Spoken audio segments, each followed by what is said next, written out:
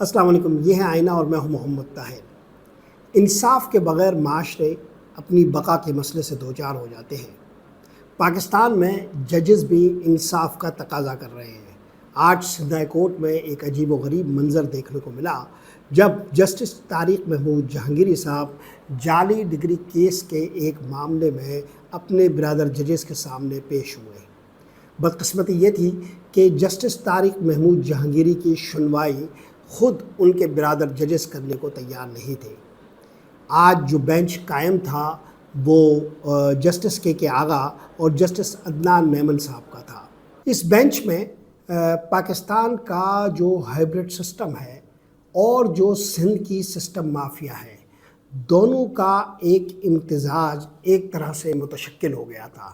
Justice کے آغا ماضی میں پیپلز پارٹی سے قریبی تعلق رکھتے رہے ہیں اور انہیں پیپلز پارٹی کے ایک ایڈوائزر کی حیثیت حاصل تھی۔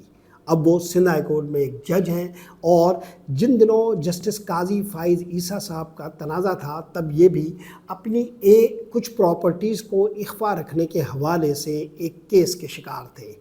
خوش قسمتی ان کی یہ رہی کہ جب جسٹس قاضی فائز عیسیٰ نے سسٹم کے اہم ترین لوگوں کے ساتھ معاملات طے کر کے جب اپنے معاملات کو کلیئر کیا اور کچھ اس طرح کے فیصلے اپنے حق میں کروا لیے کہ ایگزیکٹوز عدلیہ کے معاملے میں اس طرح مداخلت نہیں کر سکتی، اور یہ طے ہو گیا تھا کہ جو ججز ہیں ان کے معاملات سپریم جوڈیشل کونسل میں طے ہوں گے، تو اس کا فائدہ جسٹس کے آغا کو بھی پہنچا، اور جسٹس کے آغا اس سسٹم کے پورے چکر سے بچنے میں کامیاب رہے۔ تو جسٹس کے آغا کا پیپلز پارٹی سے تعلق، ماضی کا واسطہ کوئی ڈھکا چھپا نہیں ہے۔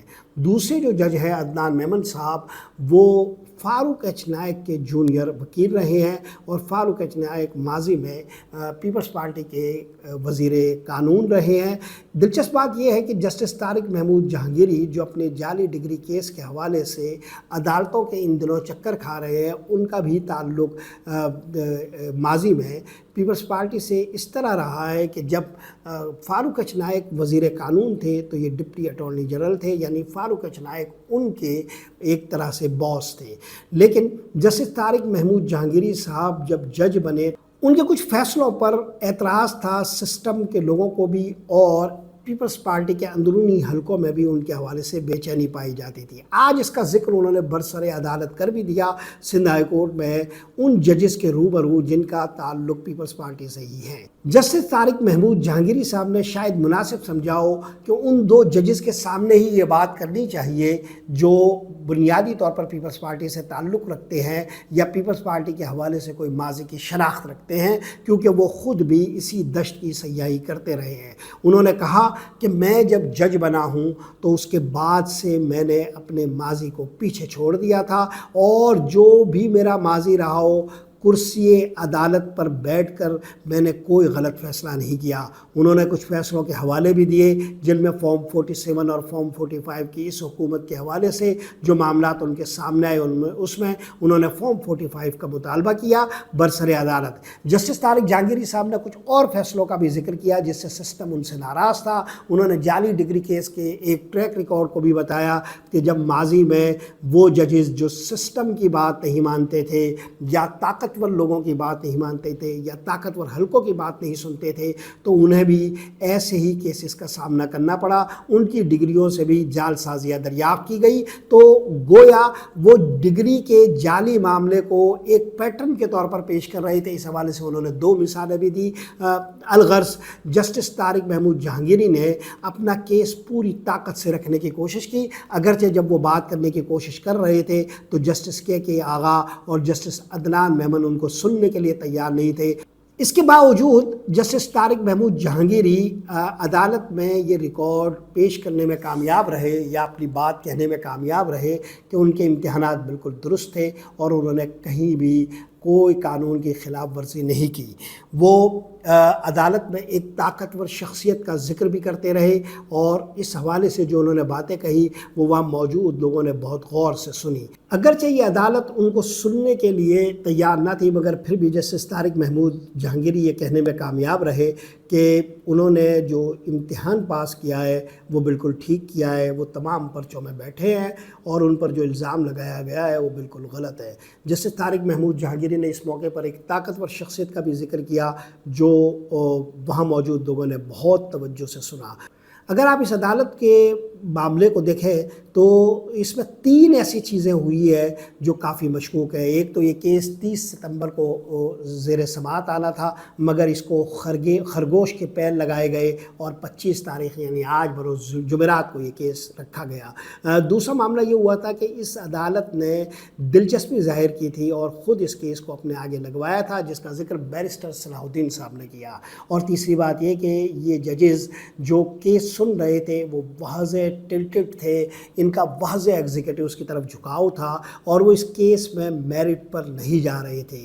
یہ معاملہ وہاں موجود وکلا نے محسوس کیا اور پھر بالآخر وہ ایک موقع آیا کہ جب وکلا اس سماعت کا بائیکاٹ کر گئے۔ فیصلہ تو جسٹس کے آغا نے جو کرنا تھا وہی کیا، مگر تاریخ کی عدالت میں بھی ایک فیصلہ ہو چکا ہے۔ آج جو وکلا وہاں موجود تھے ان کے تیور یہ بتا رہے تھے کہ اس پورے نظام کے خلاف بغاوت فضا میں اب جنم لے رہی ہے۔ وکلا انتہائی تیز اور بلند نعرے لگا رہے تھے، کمرے عدالت کے اندر نعرے لگ گئے، اور جب جسٹس طارق محمود جہانگیری اپنا معاملہ پیش کر رہے تھے تو اس وقت بھی ایک موقع پر وکلا نے تالیاں بجائی تھی۔ تو آج اس عدالت کے لیے یہ بہرحال سوچنے کا مقام ہے، غور و فکر کا مقام ہے کہ یہ معاملات کہاں جا رہے ہیں، اور کمرے عدالت کا جہاں وقار نہیں تھا وہاں ججز بھی اتنے بے وقار کیوں ہو رہے ہیں۔ آخر ایگزیکٹوز کی طرف جھکاؤ کے بعد ججز کہیں اعتبار کے قابل کیوں نہیں رہ جاتے؟ انہیں اس معاملے میں اپنے گریبانوں کو ٹٹولنا چاہیے۔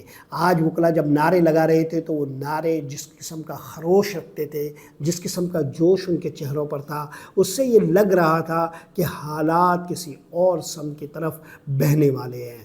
سندھ ہائی کورٹ میں جب یہ معاملہ زیر بحث تھا تو بائیکاٹ سے پہلے بیرسٹر صلاح الدین نے کیس کے حوالے سے یہ سارے معاملات رکھے، بینچ کی تشکیل پر اعتراض اٹھایا، جلدی سماعت کے معاملے کو بھی وہ زیر بحث لائے۔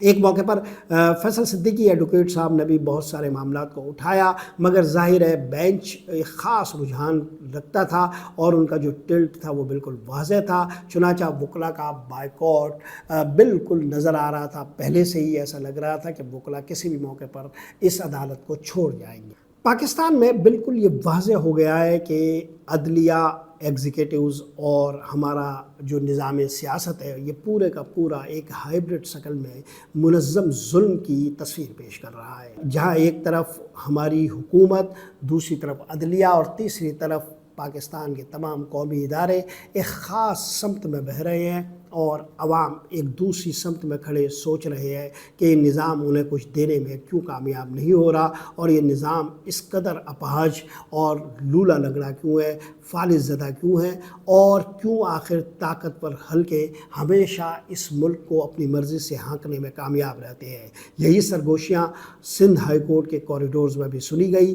بنیادی طور پر یہ مسئلہ کراچی یونیورسٹی سے شروع ہوا تھا، جب جسٹس طارق محمود جہانگیری کے ڈگری کے حوالے سے سینڈیکیٹ کے ایک فیصلے نے یہ سارا معاملہ کھڑا کیا۔ کراچی یونیورسٹی کے جو وائس چانسلر ہے وہ خالد عراقی صاحب ہے۔ خالد عراقی صاحب جن دنوں ہم مادر علمی سے وابستہ تھے، کراچی یونیورسٹی میں پڑھتے تھے، تو ان دنوں ایک جونیئر ٹیچر کے طور پر وہ اپوائنٹ ہوئے تھے، اور وہ ان دنوں ہی پیپلز پارٹی سے قریبی تعلق رکھنے والے ٹیچر کے طور پر مشہور ہوئے، اور انہوں نے اس زمانے میں بھی جن تنازعات میں وہ شریک ہوئے وہ سارے کے سارے ایسے تھے جو طاقتور حلقوں سے قربت پیدا کرنے والے تھے۔ سنڈیکیٹ کے جس اجلاس میں اس ڈگری کے معاملے کو زیر بحث لایا گیا، وہاں یہ اعتراض اٹھا تھا کہ جس طرح اس ڈگری کو جعلی قرار دیا جا رہا ہے وہ بالکل نامناسب طریقہ ہے اور ماضی میں اس کے کوئی مثال نہیں ملتی۔ اس موقع پر جو میں نے مختلف لوگوں سے بات کی جو اس اجلاس میں شریک تھے، انہوں نے کہا کہ خالد عراقی صاحب نے صرف اتنا کہا کہ اوپر کے لوگ یہی چاہتے ہیں، اس لیے ہمیں یہ سب کچھ کرنا پڑے گا۔ خالد عراقی صاحب کے اس فیصلے کے نتیجے میں یہ ادھم مچا ہوا ہے۔ اس وقت میرا موضوع خالد عراقی صاحب یا کراچی یونیورسٹی نہیں ہے، لیکن جعلی ڈگری کے اس کیس میں جو کچھ ہوا ہے وہ غیر ہموار طریقے سے ہوا ہے۔ اگر ہمارے ملک میں کوئی آدمی ٹھیک راستے پر چلنا چاہے، درست سمت میں رہنا چاہے، تاریخ کی صحیح مقام پر اپنے آپ کو دریافت کرنے کی کوشش کرے تو اس کے ساتھ یہی سلوک ہوتا ہے۔ یعنی یہاں ہمیں یہ پتہ چلتا ہے کہ اس ملک میں سچائی کے راستہ پر چلنا کتنا دشوار ہے اور جھوٹ کے راستے کو اختیار کرنا کتنا آسان ہے۔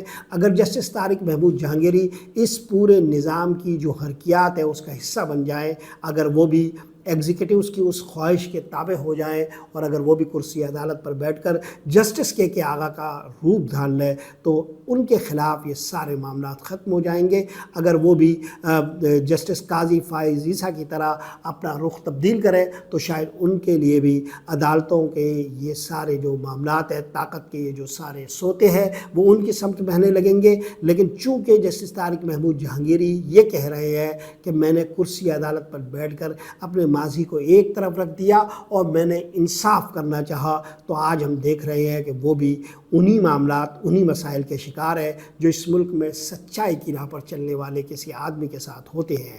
آج کے لیے یہی کچھ۔ محمد طاہر کو اجازت دیجیے۔ اللہ نگہبان۔